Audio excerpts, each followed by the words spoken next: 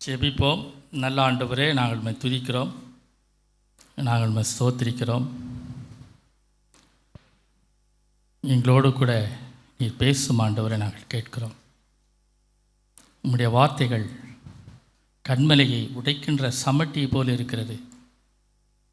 உம்முடைய வார்த்தைகள் பற்றி எரிகின்ற அக்கினியைப் போல் இருக்கிறது. உம்முடைய வார்த்தைகள் தண்ணீரைப் போல் இருக்கிறது. உம்முடைய வார்த்தைகள் குணமாக்குகிறதாக இருக்கிறது. ஆகவே ஆண்டவரே, உம்முடைய வார்த்தைகளினால் எங்களோடு கூட பேசும் ஆண்டவரை நாங்கள் கேட்கிறோம். உம்முடைய வார்த்தைகள் எங்களுக்குள் ஊடுருவி பாய கர்த்தர் நீர் எங்களுக்கு உதவி செய்யும். அதற்கு நாங்கள் கீழ்ப்படிந்து உண்மையாகவே அதன்படி நாங்கள் வாழ கர்த்தர் எங்களுக்கு உதவி செய்ய வேண்டுமா நாங்கள் ஜெபிக்கிறோம். நேசிக்கின்ற இயேசு கிறிஸ்துவின் நாமத்தில் தாழ்மையோடு ஜெபிக்கிறோம் எங்கள் நல்ல பிதாவே, ஆமென். இந்த விடுதலைக்காக கதறுகிறீர்களா அப்படின்னு சொல்லி தலைப்பு. ஏற்கனவே இந்த விடுதலைக்காக கதறுகிறீர்களா என்கின்ற தலைப்பில் உங்களோடு கூட நான் பேசவிருந்தேன். இடையில் மின்சார தடை ஏற்பட்டதுனால ஒருவேளை அதை தொடர்ந்து பேச முடியாமல் ஒரு சூழ்நிலை ஏற்பட்டது. அதையே திரும்பவும் பேசுவதற்கு நான் முயற்சி பலமுறை செய்தேன். ஆனால் இன்றைக்கு அதற்கு வாய்ப்புகள் ஏற்பட்டிருக்கிறது என்று சொல்லி நான் நம்புகிறேன். பொதுவாக இந்த செய்தி நம்முடைய ஜபங்கள், நம்முடைய சாட்சிகள், இவைகளிலெல்லாம் கர்த்தர் என்னோடு கூட என்ன பேசுகிறார். உதாரணமாக ஜபத்தில் பார்த்தீங்கன்னு சொன்னால், ஆண்டவர் என்னோடு கூட பேசின காரியங்கள், 2 காரியங்களை ஆண்டவர் என்னோடு கூட பேசின காரியங்கள். ஒன்று, மாமியார் மருமகள் அவங்களுக்குள்ளே இருக்கிற பிரச்சனைகள், அதை குறித்து ஜெபிக்க சொன்னாங்க. அதன் பிறகு கடன் பிரச்சனைகள், இவைகளை குறித்து நான் யோசித்து கொண்டிருக்கும் பொழுது இந்த 2மே என்னோடு கூட சம்பந்தப்பட்ட ஒரு செய்தி ஆகியனால அதை குறித்து பிறகு நான் சொல்லுகிறேன். அதோடு கூட கேட்ட சத்திய வார்த்தைகளில், செய்திகளில், சாட்சிகளில்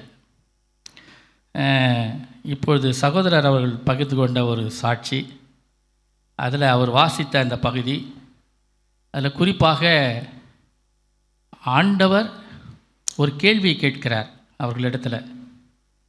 இந்த 3 பேரில் அவனுக்கு யார்?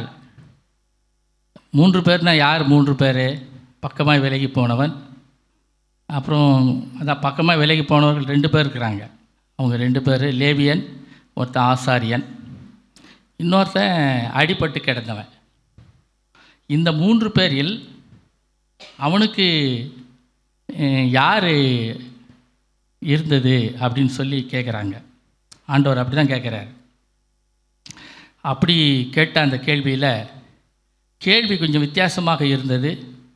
ஆனால் நான் அதை புரிந்து கொண்டது, அவன் ஏற்கனவே பல்வேறு தேவைகளில் இருந்ததினால, யார்? சமாரியன். பல்வேறு தேவைகளில் இருந்ததினால அவன்தான், சமாரியன்தான் மற்றவர்களுக்காக பாரப்பட்டு ஜெபித்தவன் என்று சொல்லி நாம் புரிந்து கொள்கிறோம். அதே போல் அதில் அவர் என்ன சொன்னார்னா, குறிப்பாக ஒரு சத்திரக்காரனை குறித்து சொன்னாங்க. அந்த சத்திரக்காரனை குறித்து நான் கேட்கவே இல்லை. அந்த சத்திரக்காரன் இடத்துல நான் ஒப்படைத்திருக்கிறார் அப்படின்னு 2 குடும்பத்தின் பெயர்களை சொன்னார். பரவாயில்ல, அவங்க குடும்பத்தினுடைய பெயர் சொல்லலாம் அப்படின்னு சொன்னார். அவர்கள் என்னை கொண்டு போய் சத்திரக்காரன் இடத்துல சேர்த்திருக்கிறார்கள் என்றும் சொன்னார். அதே வேளையில் என்னுடைய குடும்பத்தாரையும் சரியான சத்திரக்காரர்கிட்ட தான் எடுத்துன்னு போய் சேர்த்துருக்கிறாரு அப்படின்னு பேசினாங்க. இப்படிப்பட்டவைகள் எல்லாம் என்னோடு கூட பேசினதாக நான் கருதுகிறேன். இந்த செய்தியில் கூட ஆண்டவர் என்ன பேசுகிறார், என்னிடத்தில் என்ன சொல்கிறார் அப்படிங்கிறத தயவு செய்து நீங்கள் புரிந்து கொள்ள வேண்டும் என்று சொல்லி நான் அன்போடு கூட நான் கேட்டுக்கொள்கிறேன். ரோமர் 8ஆம் அதிகாரத்தில் 39வது வசனத்தை வாசிங்க. இதில் ரோமர் 8:39 பார்த்தீங்கன்னு சொன்னால், உயர்வானாலும் தாழ்வானாலும் வேற எந்த சிருஷ்டியானாலும் நம்முடைய கர்த்தராகிய இயேசு கிறிஸ்துவில் உள்ள தேவனுடைய அன்பை விட்டு நம்மை பிரிக்க மாட்டாதென்று நிச்சயித்திருக்கிறார். அவருடைய அன்பை விட்டு நம்மளை பிரிக்கிறது இல்லை அப்படின்னு சொல்லி நம்ம நம்புகிறோம். அதில் குறிப்பாக ஒரு மனிதன், இவன் யோபு என்கின்ற ஒரு மனிதன். இவன் ஊஸ் என்கின்ற தேசத்தை சேர்ந்தவன். அதில் குறிப்பாக இவன் உத்தமன், சன்மார்க்கன். சன்மார்க்கன்னா மாசற்றவன் அப்படின்னு சொல்லி அர்த்தம். தேவனுக்கு பயப்படுகிறவன், பொல்லாப்புக்கு விலகுகிறவன். இப்படி பொல்லாப்புக்குன்னா தீமையான காரியங்களுக்கு விலக்குகிறவன் அப்படின்னு சொல்லி சொல்லப்பட்டிருக்கிறது. யோபு 1:5 பார்த்தீங்கன்னு சொன்னால், விருந்து செய்கிற அவரவருடைய நாள் முறையின் முடிகிற பொழுது அப்படின்னு சொல்லி ஒவ்வொரு சகோதரிகள் எல்லாரையும் சகோதரர்கள் எல்லாரையும் அழைத்து ஒரு விருந்து செய்வாங்க. ஒவ்வொருத்தரும் ஒவ்வொரு நாள் எடுத்துக்கொள்வார்கள். அப்படி அவர்கள் எடுத்துக்கொள்கின்ற அந்த சூழ்நிலையில் ஒருவேளை அவங்க பாவம் செய்திருப்பார்களோ அப்படின்னு சொல்லி அவர் என்ன செய்வார்னா, அந்த சமயத்தில் அவர்கள் எல்லாரையும் அழைப்பித்து அவர்கள் எல்லாருடைய இலக்கத்தின்படியையும் சர்வாங்க தகன பலிகளை செலுத்துவான். இந்த பிரகாரமாக யோபு அந்த நாட்களிலெல்லாம் செய்து வந்தான் அப்படின்னு சொல்லப்பட்டிருக்கிறது. செய்து வருவான் அப்படின்னு சொல்லப்பட்டிருக்கிறது. இப்படி அவன் தன்னுடைய பிள்ளைகள் ஒருவேளை பாவம் செய்திருப்பாங்களோ அப்படின்னு சொல்லி அவன் என்ன செய்கிறான், தன்னுடைய பிள்ளைகளுக்காக தகன பலிகளையும் செய்கிறான். அதே நேரத்தில் பார்த்தீங்கன்னு சொன்னால் 2:9 வாசிங்க. 2:9.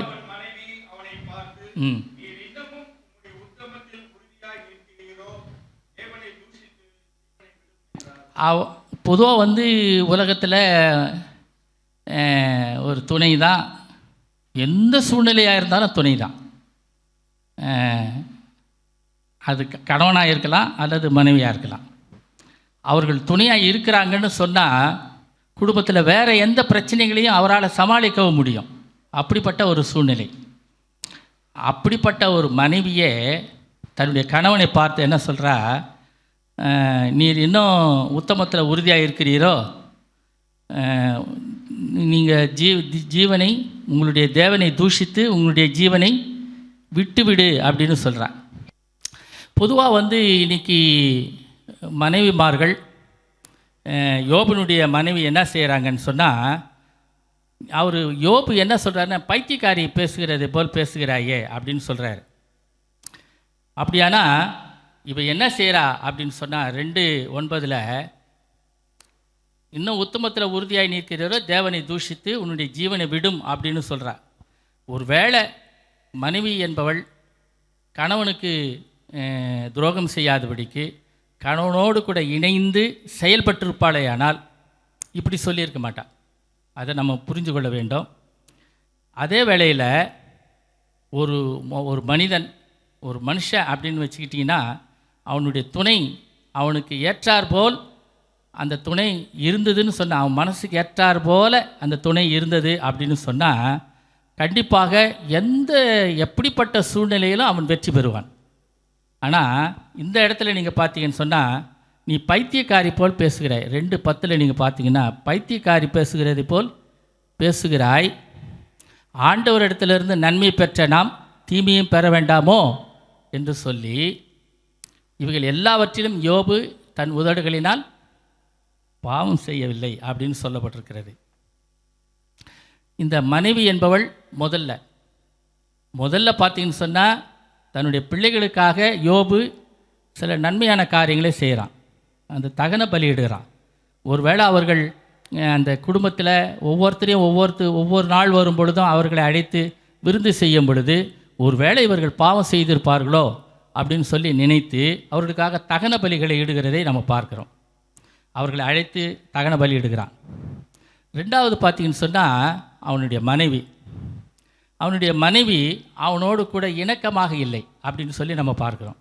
அதனால் இவனை சொல்கிறான், பைத்தியக்காரி பேசுகிறது போல் பேசுகிறாயே, கடவுள் நன்மை அவரிடத்துலேருந்து நன்மையை பெற்றிருக்கிற நாம், அவருடைய கையிலிருந்து நன்மை பெற்றிருக்கிற நாம் தீமையை கூட பெற வேண்டாமோ அப்படின்னு சொல்லி அவள் உதடுகளினால் பாவம் செய்யவில்லை அப்படின்னு சொல்லப்பட்டிருக்கிறது. ரெண்டாவது காரியம். மூன்றாவது காரியம் நீங்கள் பார்த்தீங்கன்னு சொன்னால் 11வது வசனத்திலிருந்து அவனுடைய சிநேகிதர்கள் தேமானியான எலிப்பாஸ் என்கின்ற ஒரு மனிதன், அதுக்கப்புறம் பில்தாத்து என்கின்ற இன்னொரு மனிதன், அதுக்கப்புறம் சோப்பார் அப்படின்ற இன்னொரு மனிதன். ஒவ்வொருத்தரும் எந்த ஊர்காரங்க அப்படின்னு சொல்ல தேமானியனான எலிப்பாஸ்ன்னு சொல்லப்பட்டிருக்கிறது, சூகியனான பில்தாத்துன்னு சொல்லப்பட்டிருக்கு. 11வது வசனத்தில் பாருங்கள், நாகமாத்தானியாகிய சோப்பார் அப்படின்னு சொல்லப்பட்டிருக்கிறது. யோபுக்கு என்ன தீமை ஏற்பட்டிருக்கிறது என்பதை புரிந்து கொண்டு அவனை விசாரிக்கிறதுக்காக அவங்க வராங்க. அவங்க விசாரிக்க வருகிற பொழுது அவங்க என்ன செய்கிறாங்கன்னா, அவங்க தூரத்திலிருந்து பார்க்கும் பொழுது, யோபை பார்க்கும் பொழுது அவனுடைய உருவமே மாறி போயிருக்கிறது. ஏன்னா அந்த அந்த அந்த அளவுக்கு அவனுக்கு ஒரு சோதனை ஏற்பட்டிருக்கிறது. அவனுடைய உருவம் மாறிவிட்டது. ஓடு வைத்து கொண்டு தன்னுடைய சரீரத்தில் இருக்கிற அந்த வேதனைகள் நீங்குவதற்கு சுரண்டி கொண்டிருக்கிறான். அப்படிப்பட்ட ஒரு சூழ்நிலை அவனுக்கு ஏற்பட்டிருக்கிறது. அவனுடைய சரீரத்தை தூரத்திலிருந்து அவங்களுக்கு பார்க்கும் பொழுதே இவன் யோபுதானா அப்படின்னு சொல்லி நினைக்கின்ற அளவுக்கு அவனுக்கு ஒரு சூழ்நிலை ஏற்படுகிறது. இவர்கள் என்ன பண்ணுறாங்கன்னா, தலையின் மீது புழுதிகளை வாரிக்கொண்டு, புழுதிகளை தூற்றி கொண்டு தலையில் மேலே போட்டுக்கிட்டு 13வது வசனத்தில் நீங்கள் பார்த்தீங்கன்னா, இரவு பகல் 7 நாள் அவனோடு கூட தரையில் அமர்ந்து கொண்டிருந்தார்கள் அப்படின்னு சொல்லப்பட்டிருக்கிறது. தரையில் அமர்ந்திருந்த, பேசவே இல்லையா, புழுதி தலையில் வாரி கொட்டிக்கிட்டாங்க. அவனோடு கூட 7 நாள், இரவும் பகலும் 7 நாள் அவனுக்கு கூட தரையில் தரையிலே உட்கார்ந்துக்கிட்டாங்களாம். உட்கார்ந்து கொண்டு அவனுக்கு ஆறுதலாக, ஒரு வார்த்தையும் சொல்லாதபடிக்கு ஆறுதலாக இருந்தார்கள் அப்படின்னு சொல்லப்பட்டிருக்கிறது. ஆனால் அதே அவர்கள் 4ஆம் அதிகாரம் 1லேருந்து 7 வரைக்கும் நீங்கள் வாசித்து பாருங்கள். 4ஆம் அதிகாரம் அதே யோபுல இப்போ என்ன பண்ணுறாங்கன்னா, அவங்க பேச ஆரம்பிக்கிறார்கள்.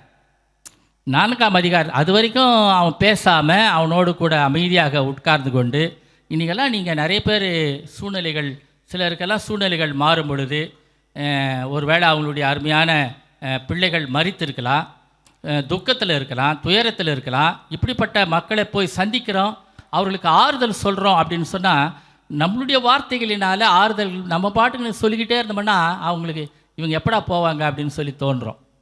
ஆனால் அதை விட பேசாமல் அவர்களோடு கூட அமைதியாக உட்கார்ந்து கொண்டு அவர்கள் என்ன பேசுகிறார்கள் என்பதை நாம் கேட்க ஆரம்பித்தோம்னாலே போதுமானது.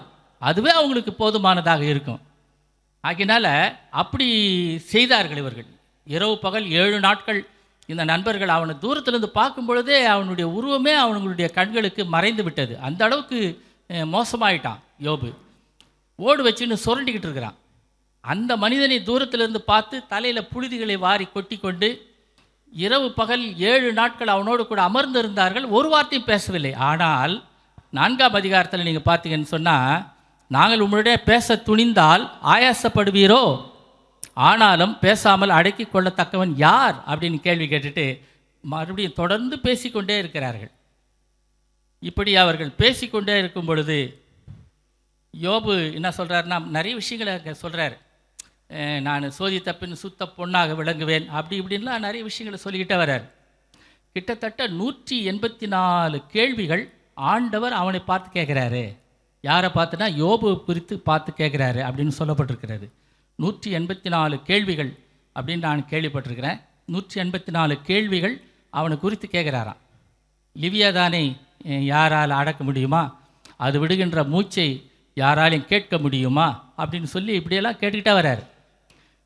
லிவியாதான்னா குதிரை அப்படின்னு சொல்லக்கூடியது. இப்படிப்பட்ட கேள்விகள் 184 கேள்விகள் அவரை பார்த்து கேட்குறாராம். யாரை குறித்து? யோபுனுடைய பார்த்து ஆண்டவர் கேட்குறார். யோபுக்கிட்ட ஆண்டவரே கேட்குறார். ஏன்னா யோபு சொல்லும் பொழுதெல்லாம் பார்த்தீங்கன்னு சொன்னால், அவனுடைய வாழ்க்கை வரலாறுல நீங்கள் பார்த்தீங்கன்னு சொன்னால், நிறைய தவறுகளை எலிப்பாசு இப்படிப்பட்ட நண்பர்கள் அவனோடு கூட பேசுகின்ற சூழ்நிலையில் அவன் நிறைய தவறுகளை செய்து கொண்டே இருக்கிறான்.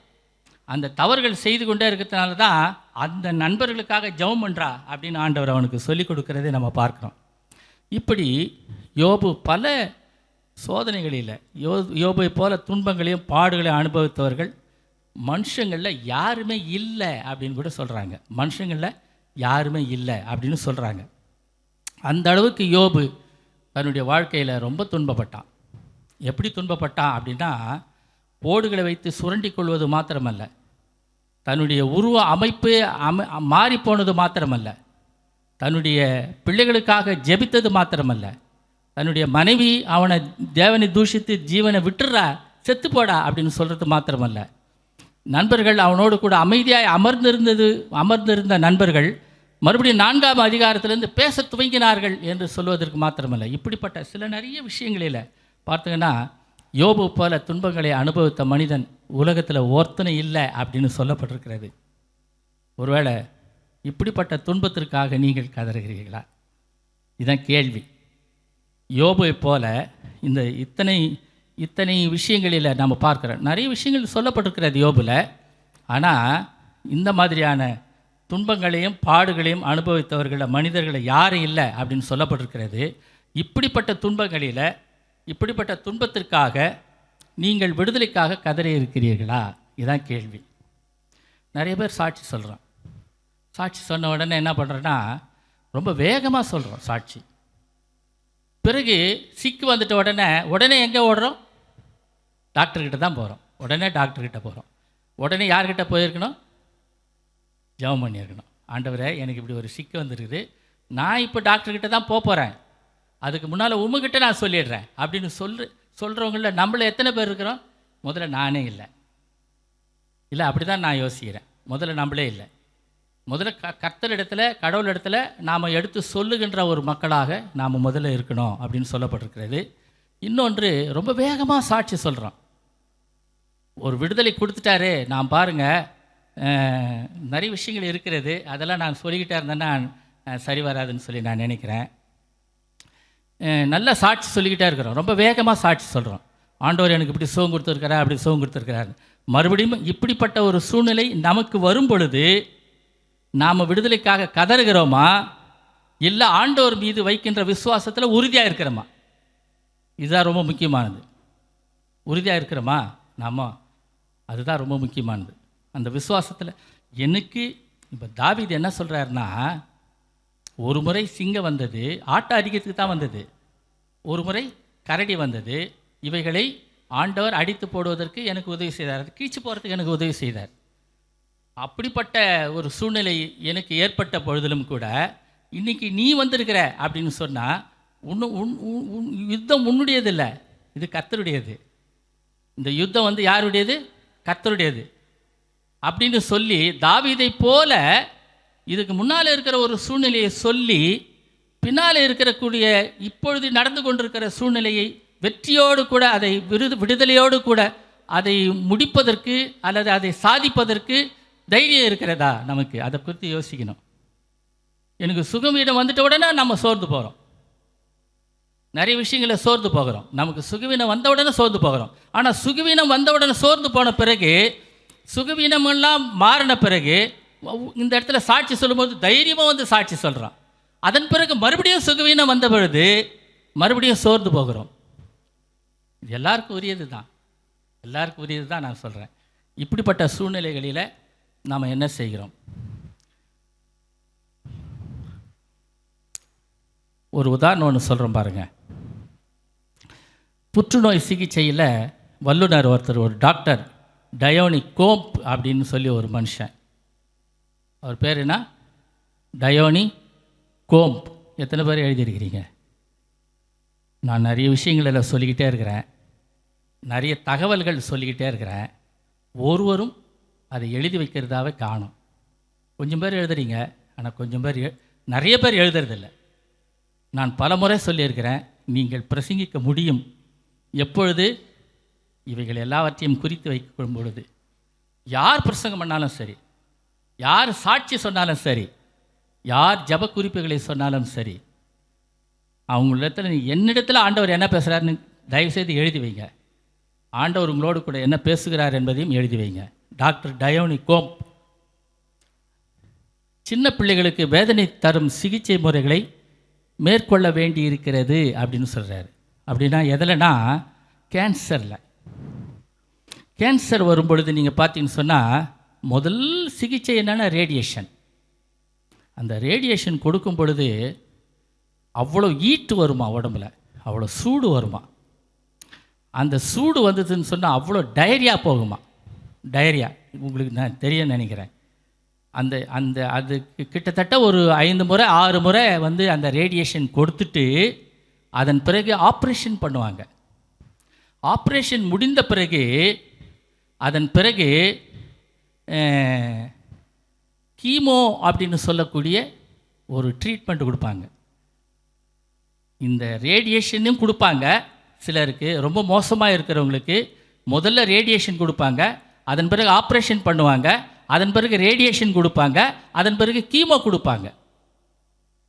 ஆப்ரேஷன் கொடுக்கறது மட்டும் பிரச்சனை இல்லை. முதல்ல ரேடியேஷன் கொடுக்கும்பொழுதும் பிரச்சனை இருக்கிறது, மறுபடியும் ஆப்ரேஷன் பண்ணும்பொழுது பிரச்சனை இருக்கிறது, ஆப்ரேஷனுக்கு அப்புறம் ரேடியேஷன் கொடுக்கும்பொழுதும் பிரச்சனை இருக்கிறது, ரேடியேஷன் கொடுத்த பிறகு கீமோ கொடுக்கறதையும் பிரச்சனைகள் இருக்கிறது. கீமோ கொடுக்கறதுல என்ன இருக்குன்னா, சிலருக்கெல்லாம் 5 பாட்டில்கள் ஏற்றுறாங்க.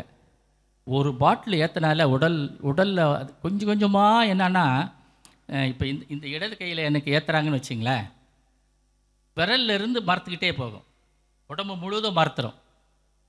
கிட்டத்தட்ட கேன்சர் வந்து கீமோ கொடுத்துருக்குறாங்கன்னா ஒரு வாரத்துக்கு, குறைந்தது ஒரு வாரத்துக்கு ஏசி யூஸ் பண்ணவே கூடாது, சில்லுன்னு வாட்டர் வந்து குடிக்கவே கூடாதான். ஏன்னா எங்கேயெல்லாம் அந்த மருந்து போயிருக்குது அங்கெல்லாம் அப்படி அப்படியே கட்டி கட்டி ஆகிடுமா. கட்டி கட்டி ஆகிடுச்சின்னு சொன்னால் அந்த இரத்த ஓட்டம் கொஞ்சம் தடைப்படும். விஷயம் உங்களுக்கு புரியுன்னு சொல்லி நான் நினைக்கிறேன். அதனால் ஏசி யூஸ் பண்ண வேணான்னு சொல்லுவாங்க. எனக்கு அப்படிப்பட்ட ஆப்ரேஷன் நடந்திருக்கிறது. நான் உங்களுக்கு பல முறை சொல்லியிருக்கிறேன். 5 முறை கத்திப்பட்டிருக்குது என் உடம்புல. ஒரு முறை கத்திப்பட்டால் பெரிய ஆப்ரேஷன் பண்ணால், ஒரு முறை கத்திப்பட்டால் ஒரு பெரிய உடலில் வந்து ஒரு வித்தியாசமான ஒரு மாறுதல் ஏற்படும். 5 முறை பட்டிருக்கிறது. 5வது முறை கேன்சர் ஆப்ரேஷன் எனக்கு நடந்திருக்கிறது. எனக்கு ஒரே ஒரு முறை தான், ஒரே ஒரு பாட்டில் தான் ஏற்றுவாங்க. கிட்டத்தட்ட 8 முறை ஏற்றிருக்கிறாங்க.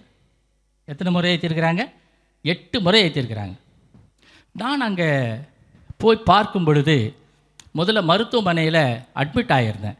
ஆப்ரேஷனுக்காக அட்மிட் ஆகியிருக்கும் பொழுது கிட்டத்தட்ட ஒரு 2-3 நாள் நான் வந்து வெறுமனே அட்மிட் ஆகியிருந்தேன். எனக்கு டேட் ஒன்று கொடுக்கப்படவே இல்லை. அந்த சூழ்நிலையில் கொஞ்சம் கொஞ்சமாக நான் போய் அந்த இடங்களெல்லாம் பார்த்துட்டு வரும் பொழுது பார்த்தா ஒரு பெண் பிள்ளை, ஒரு 10 வயசு இருக்கும். அந்த பெண் பிள்ளையை அந்த நர்ஸ் வந்துங்க தங்களுடைய சொந்த மகளைப் போல அவளை பராமரித்து கொண்டிருந்தார்கள். அந்த பெண் பிள்ளை யாருன்னா, அந்த பெண் பிள்ளைக்கு கேன்சர் இருந்தது. அந்த கேன்சருக்கு ஆப்ரேஷன் நடந்திருக்கிறது. அந்த பெண் பிள்ளைக்கு திரும்பவும் ஆப்ரேஷன் நடக்க போகிறது அந்த பிள்ளைக்கு அப்படின்னு சொல்லிட்டு அவங்க சொல்லிக்கிட்டே இருக்கிறாங்க. ஆனால் அந்த பிள்ளைக்கு சொல்லாமல் மறைத்து வைத்து அந்த பிள்ளை தன்னுடைய சொந்த பிள்ளையை போல அரவணைக்கிறாங்களாம். இங்கே பார்த்தீங்கன்னு சொன்னால் இந்த இதில் உதாரணத்தில் பார்த்தீங்கன்னா ஜோ ஆன் அப்படின்னு சொல்லக்கூடிய ஒரு நர்ஸ், ஒரு அம்மா, அவங்க அற்புதமான செவிலி பெண் அப்படின்னு குறிப்பிட்டிருக்கிறாங்க. செவிலி பெண்ணுன்னா உங்களுக்கு தெரியும், நர்ஸ். அவங்க தேவனுடைய அன்பை அவங்க அவ்வளவு பிரதிபலித்தாங்களாம். அந்த சின்ன குழந்தைங்களாண்ட நிறைய சின்ன குழந்தைங்களுக்கு மருத்துவமனையில் கேன்சருக்காக ஆப்ரேஷன் நடந்திருக்கிறது. டாக்டர் டயோனி கோம்ப் அப்படின்றவர் தான் சின்ன குழந்தைங்களுக்கு ஆப்ரேஷன் பண்ணுறாரு. அந்த சின்ன குழந்தைகளுக்கு ஆப்ரேஷன் பண்ணும்போது அந்த எல்லா சின்ன குழந்தைகளுக்கும், அந்த வார்டு ஃபுல்லாக இருக்கிற சின்ன குழந்தைகளுக்கும் அந்த கடவுளுடைய அன்பை அவ்வளவு எடுத்து சொல்லிக்கிட்டே இருக்கிறாங்களாம். யாருன்னா அந்த நர்ஸ் சொல்லிக்கிட்டே இருக்கிறாங்களாம். கடவுளுடைய அன்பை எடுத்து சொல்லிக்கிட்டே இருக்கிறாங்களாம். அந்த கையை பற்றிக்கிட்டு அவங்க சொல்கிறாங்களாம், தான் எப்பவும் உன் கூடயே இருக்கிறேன்டா அப்படின்றாங்களாம். அந்த குழந்தைகிட்ட என்ன சொல்கிறாங்கன்னா, நான் எப்பொழுதும் உன் கூடயே இருக்கிறேன் அப்படின்னு சொல்கிறாங்களாம். எப்பொழுதும் நான் உன் கூட இருக்கிறேன், பயப்படாத அப்படின்னா. அந்த ஒரு சாதாரண ஒரு மனுஷன் அப்படின்னு வச்சிங்களேன், அந்த மனுஷனுக்கு நான் உன் கூடயே இருக்கிறேன் அப்படின்னு சொல்கிற ஒரு வார்த்தை இருக்கிறது, அது எவ்வளவு பலமுள்ள ஒரு வார்த்தை. ஆண்டவர் உங்க கூட இருக்கிறாருன்னு சொன்னால் அது எவ்வளவு பெரிய பலமுள்ள வார்த்தை. ஒரு மனுஷன் சொல்கிறான் அப்படின்னு சொன்னால், நான் உன் கூட இருக்கிறேன் அப்படின்னு சொன்னால், ஒரு மனுஷன் சொல்கிறது ஒரு பலமுள்ள வார்த்தை அப்படின்னு சொன்னால், ஆண்டவர் நானே உன் கூட இருக்கிறேன் அப்படின்னு சொல்கிறாருன்னா அது எவ்வளவு பலமுள்ள வார்த்தையாக இருக்கும். அது கொஞ்சம் யோசித்து பார்க்கணும். ஏன்னா அப்படிப்பட்ட சூழ்நிலையில் நானும் தள்ளப்பட்டிருந்தேன். எனக்கு ஆப்ரேஷன்லாம் முடிஞ்சிடுச்சு. ஆப்ரேஷனுக்கு முன்னால் பார்த்தீங்கன்னா கொஞ்சம் நேரம் ஆனால் பரவாயில்லன்னு சொல்லி நான் நினைக்கிறேன். இந்த செய்தி எத்தனை பேருக்கு தொடுகிறது என்று எனக்கு தெரியவில்லை. ஆப்ரேஷனுக்கு முன்னால் ஒரு நாள் 7 மணிக்கெல்லாம் நான் போயிடணும். 7 மணிக்கு நான் போயிட்டு என்னுடைய கார்டு எல்லாத்தையும் கொடுத்துட்ட பிறகு சாயந்தரம் 4 மணி வரைக்கும் அப்படியே பேசாமல் இருக்கிறேன். அதுக்கு முன்னால் என்ன பண்ணணுன்னா, காலையிலையும் சாப்பிடக்கூடாது, மத்தியானமும் சாப்பிடக்கூடாது, இரவும் சாப்பிடக்கூடாது, மறுபடியும் காலையில் 7 மணிக்கெல்லாம் நான் அங்கே போயிடணும். புரியுதா உங்களுக்கு? காலையில் சாப்பிடக்கூடாது, மத்தியானமும் சாப்பிடக்கூடாது, இரவும் சாப்பிடக்கூடாது, மறுநாள் காலையில் 7 மணிக்கெல்லாம் நான் அந்த ஆப்ரேஷன் தியேட்டருக்கு போயிடணும். ஆப்ரேஷன் தியேட்டருக்கு முன்னாடி கொஞ்சம் உடலெல்லாம் செக் பண்ணுவாங்கள்ல, அந்த இடத்துக்கு போயிடணும். 4 மணி வரைக்கும் உட்காந்துட்ருக்கிறேன். 4 மணிக்கு ஒருத்தர் சொல்கிறார், இன்றைக்கி உங்களுக்கு ஆப்ரேஷன் இல்லை அப்படின்றாரு. சொல்லிவிட்டு என்ன சொல்கிறாருன்னா, வெறும் ஜூஸ் மட்டும் கொஞ்சம் குடிச்சிக்குங்க அப்படின்னு சொல்லிட்டு போயிட்டார். நான் வெறும் ஜூஸ் மட்டும் தான் குடித்தேன். சரியா? அப்போது முன்னாள் காலையிலேருந்து சாப்பிடல 3 வேளையும், மறுநாள் 3 வேளையும் சாப்பிடல, அன்றைக்கி இரவு மட்டும் ஒரே ஒரு ஜூஸ் மட்டும் குடிச்சிருக்கிறேன். மறுபடியும் 7 மணிக்கெல்லாம் போய் நின்றுட்டேன்.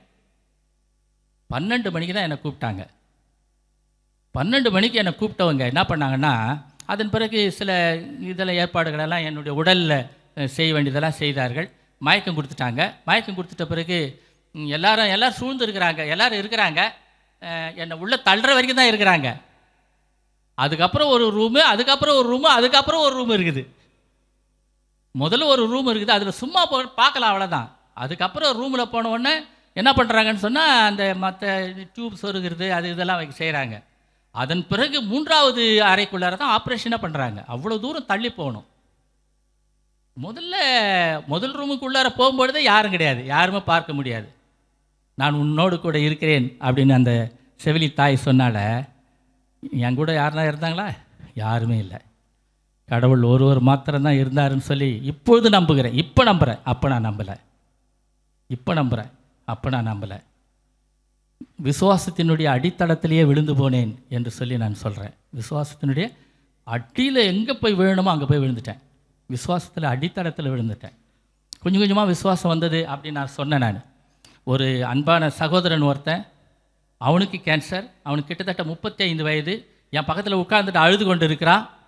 நான் சிடி ஸ்கேன் எடுக்கிறதுக்காக வந்திருக்கிறேன்.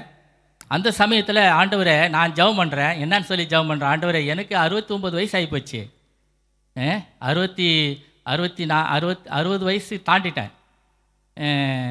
இவன் 60 வயசுக்குள்ளே வரல, இன்னும் இவனுக்கு கேன்சர் வந்துருக்குது. பரவாயில்ல ஆண்டவரை, எனக்கு கேன்சர் இருந்தால் பரவாயில்ல, நான் செத்துட்டா பரவாயில்லையா, இவனுக்கு கொஞ்சம் சுகம் கொடுங்க அப்படின்னு சொல்லி அவனுக்காக ஜெபம் பண்ணேன். அப்படி தான் கொஞ்சம் கொஞ்சமாக ஒருத்தர் நான் பிளட்டு கொடுக்க போயிருக்கிறேன். பிளட்டு கொடுக்க போயிருக்கிற சமயத்தில் பார்த்தீங்கன்னு சொன்னால், ஒரு நர்ஸ் கத்துறாங்க, சத்தம் போடுறாங்க. என்னென்னா, பெட்லேயே இறந்துட்டு இருக்கிறார் ஒருத்தர். அவர் இறந்துட்டவரை சாயந்தரம் வரைக்கும் எடுக்கவே இல்லையா, அந்த பெட்லேருந்து அவர் எடுக்கவே இல்லையா. அது சத்தம் போட்டுருக்காங்க, ஏன் எடுக்கலை அப்படின்னு சொல்லி சத்தம் போட்டுட்ருக்காங்க. என்னுடைய நிலைமை எப்படி இருக்கும் கொஞ்சம் யோசிச்சு பாருங்கள். எனக்கு ஆப்ரேஷன் ஆக போகுது. நான் செகண்ட் ஸ்டேஜை தாண்டிட்டு 3rd ஸ்டேஜில் போயிட்டுருக்கிறேன். 4th ஸ்டேஜ் போனால் லாஸ்ட்டுன்னு சொல்லுவாங்க. 3rd ஸ்டேஜுக்கு போயிருக்கிறேன். அந்த சூழ்நிலையில் ஒருத்தர் இறந்துட்டாங்கன்னா எப்படி இருந்திருக்கோம் யோசிச்சு பாருங்கள். ஒரு சகோதரர் என்னை பார்க்கவே இல்லை, அது வேறு விஷயம். நிறைய பேர் பார்க்கவே இல்லை. ஏன்னா நான் தான் சொல்லிட்டேன், யாரும் என்னை பார்க்காதீங்க அப்படின்னு சொல்லிட்டேன். அதே நேரத்தில் எனக்கு ஒன்றும் இல்லை அப்படின்னு சொல்லிட்டேன். ஒருத்தர் என்ன பண்ணிட்டாருன்னா, கத்திரிக்காய் விளைஞ்சா கடத்தருவுக்கு தானே ஆகணும் அப்படின்னு சொன்னாங்க. அவங்க கூட சொன்னவங்க கூட அப்படி இருக்கலாம், அவங்க சொல்ல ஒருவேளை அவங்க மனசில் இருந்திருக்கலாம், ரைட் இருக்கட்டும்.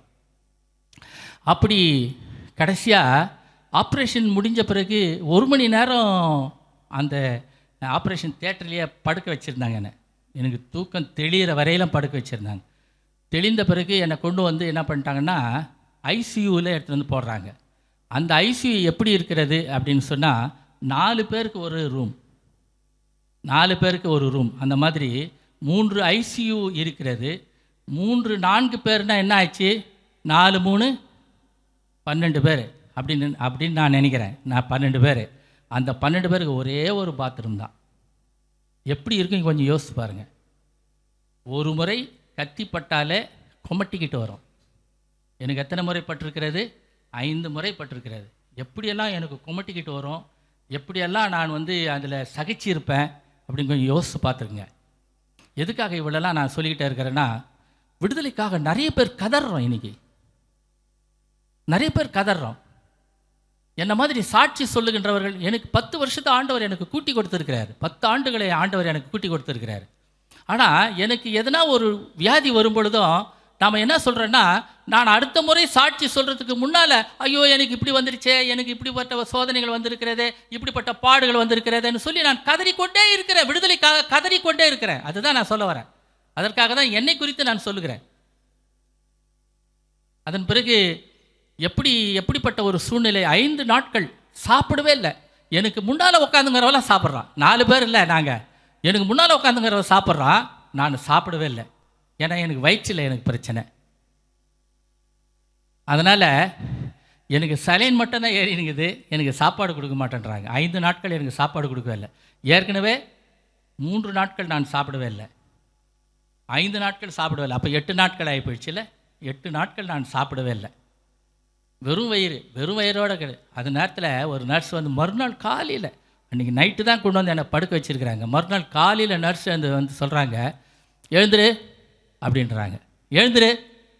எப்படி எழுந்துக்க முடியும்?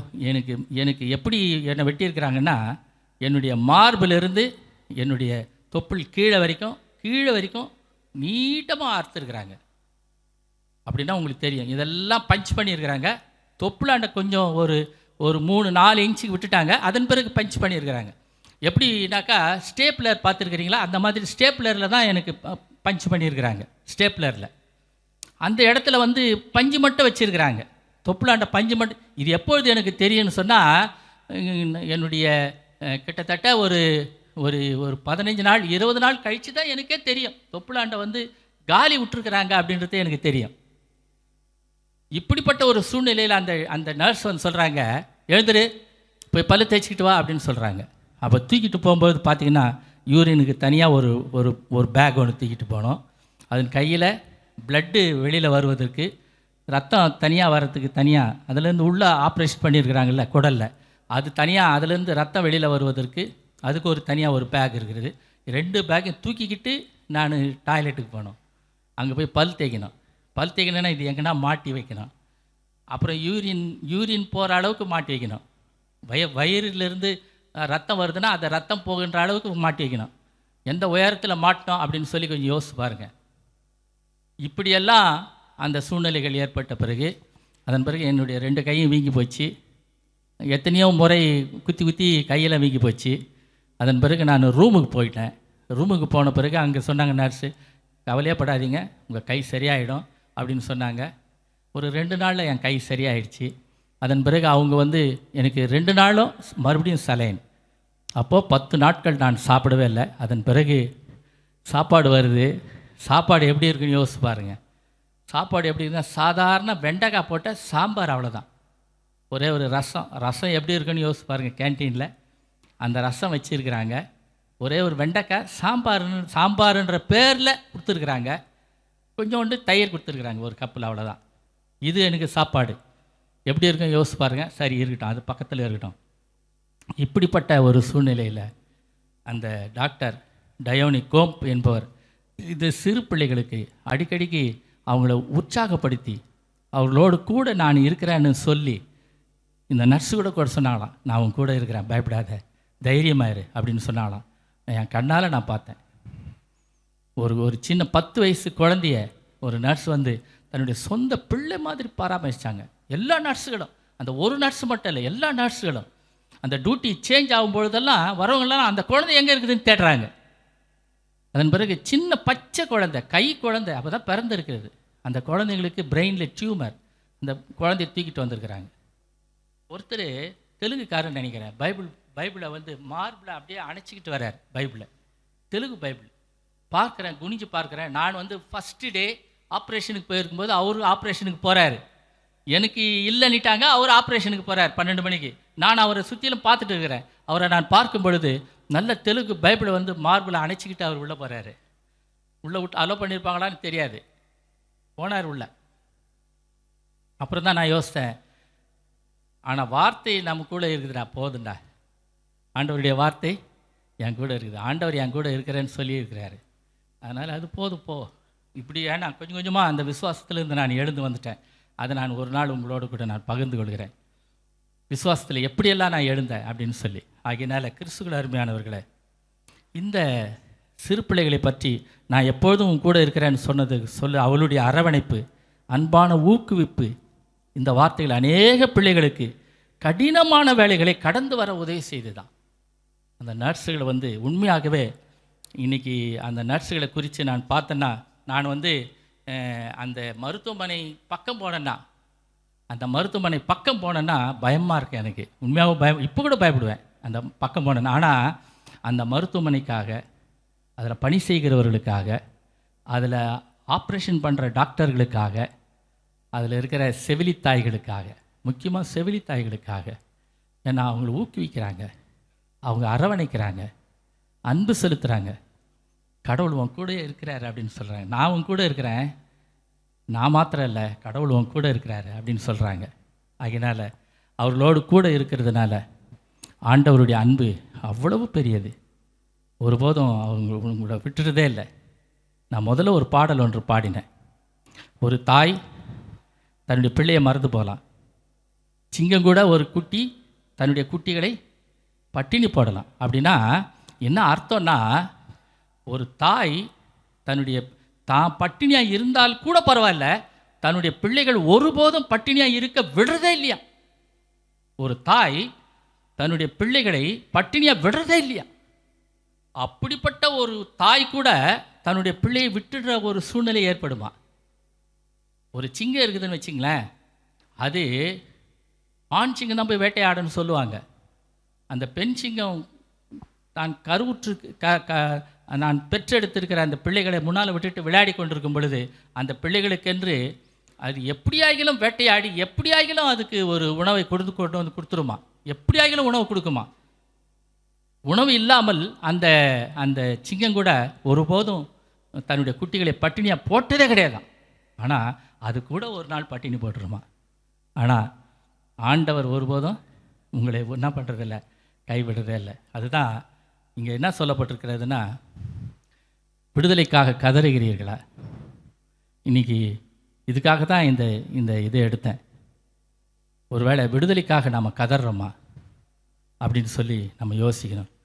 அப்படி யோசிக்கும் பொழுது, தாய் போல தேர்ச்சி, தந்தை போல ஆற்றி, தோள் மீது சுமந்திடும் என் ஏசையா, உம்மை புரிந்து கொள்ள யாரும் இல்லையே, உம்மை போல அரவணைக்க யாரும் இல்லையே, நீர் போதும் என் வாழ்விலே அப்படின்னு ஒரு பாடல் ஒன்று இருக்கிறது.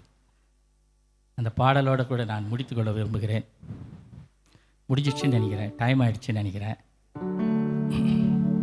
தாய் போல தேற்றி, தந்தை போல ஆற்றி, தோள் மீது சுமந்திடும் என் ஏசையா, உம்மை போல புரிந்து கொள்ள யாரும் இல்லையே, உம்மை போல அரவணைக்க யாரும் இல்லையே, நீர் போதும் என் வாழ்விலே ஏசையா, நீர் போதும் என் வாழ்விலே.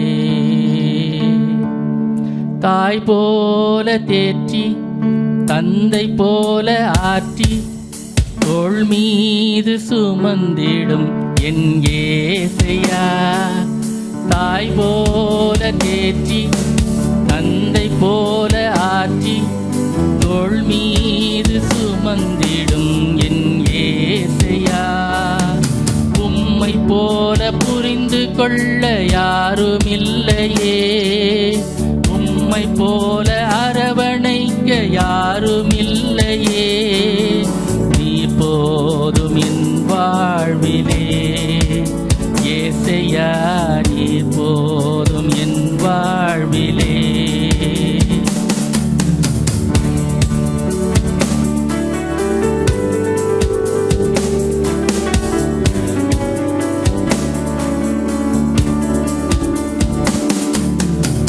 மலை போல துன்பம் என்னை சூழும் போது அதை பனி போல உருகிட செய்பவரே. மலை போல துன்பம் என்னை சூழும் போது அதை பனி போல உருகிட செய்பவரே. கண்மணி போல் என்னை காப்பவரே. உள்ளங்கையில் பொறிந்தென்னை நினைப்பவரே. கண்மணி போல் என்னை காப்பவரே. உள்ளங்கையில் பொறிந்தென்னை நினைப்பவரே. நீர் போதும் என் வாழ்விலே ஏசையா, நீர் போதும் என் வாழ்விலே. நீர் போதும் என் வாழ்விலே ஏசையா, நீர் போதும் என் வாழ்விலே. தாய் போல தேற்றி தந்தை போல ஆற்றி தோள் மீது சுமந்திடும் என் ஏசையா. தாய் போல தேற்றி தந்தை போல ஆற்றி தோள் மீது சுமந்திடும் என் ஏசையா. உம்மை போல புரிந்து கொள்ள யாருமில்லையே. உம்மை போல அரவணைக்க யாருமில்லையே. நீர் போதும் என் வாழ்விலே ஏசையா, நீர் போதும் என் வாழ்விலே. அல்லேலூயா. தாய் போல தேற்றுகின்றவர், தந்தை போல ஆற்றுகின்றவர், தோள் மீது சுமந்திடும் என் ஏசையா. உம்மை போல புரிந்து கொள்வதற்கு என்னுடைய உள்ளத்தை, என்னுடைய தேவைகளை, என்னுடைய எல்லாவற்றையும் புரிந்து கொள்வதற்கு உம்மை போல யாரும் இல்லை ஐயா. உம்மை போல என்னை அரவணைக்க யாருமே இல்லை. நீ போதும் ஐயா என் வாழ்க்கையில், நீ போதும். எத்தனை பேர் நாம் சொல்கிறதுக்கு ஆயத்தமாக இருக்கிறோம்? எத்தனை பேர் ஆயத்தமாக இருக்கிறோம்? நீ போதும் ஆண்டவரே, எனக்கு நீர் போதும். ஏசையா, நீர் போதும், என் வாழ்க்கையில் நீர் போதும் ஆண்டவரே என்று சொல்வதற்கு நம்ம எத்தனை பேர் ஆயத்தமாக இருக்கிறோம்? நல்ல ஆண்டவரை நாங்கள் துதிக்கிறோம், நாங்கள் ஸ்தோத்திரிக்கிறோம், உமக்கு நன்றி சொல்லுகிறோம். அன்புள்ள ஆண்டவரே, நீர் எங்களோடு கூட இடைப்பட்டதற்காக உமக்கு ஸ்தோத்திரம். ஆண்டவரே, தாய் போல தேற்றுகின்றவர், தந்தை போல ஆற்றுகின்றவர், தோள் மீது சுமந்திடும் என்னுடைய ஏசையா. உம்மை போல புரிந்து கொள்வதற்கு இந்த உலகத்தில் ஒருத்தர் கூட இல்லையா, ஒருத்தர் கூட இல்லை ஆண்டவர். உம்மை போல அரவணைக்க ஒருத்தர் கூட இல்லையா. நீ மட்டும் போதும், நீர் மட்டும் போதும் என்று சொல்லுகின்ற அநேகரை ஆண்டவர் இந்த உலகத்தில் நீர் வைத்திருக்கிறீர். ஆண்டவரை நாங்கள் உமக்கு நன்றி சொல்கிறோம், ஸ்தோத்திரிக்கிறோம் கர்த்தாவே. அன்புள்ள ஆண்டவர், எங்களோடு கூட பேசி நம்முடைய வார்த்தைகளுக்காக நன்றி. எங்களோடு கூட இடைப்பட்ட உம்முடைய நல்ல உள்ளத்திற்காக நன்றி. எங்களோடு கூட இடைப்பட்ட உம்முடைய அன்புக்காக நன்றி ஆண்டவரே. ஸ்தோத்திரம், ஸ்தோத்திரம் ஆண்டவரே, உமக்கு ஸ்தோத்திரம். நேசிக்கின்ற இயேசு கிறிஸ்துவின் நாமத்தில் தாழ்மையோடு ஜெபிக்கிறோம் எங்கள் நல்ல பிதாவே. ஆமென்.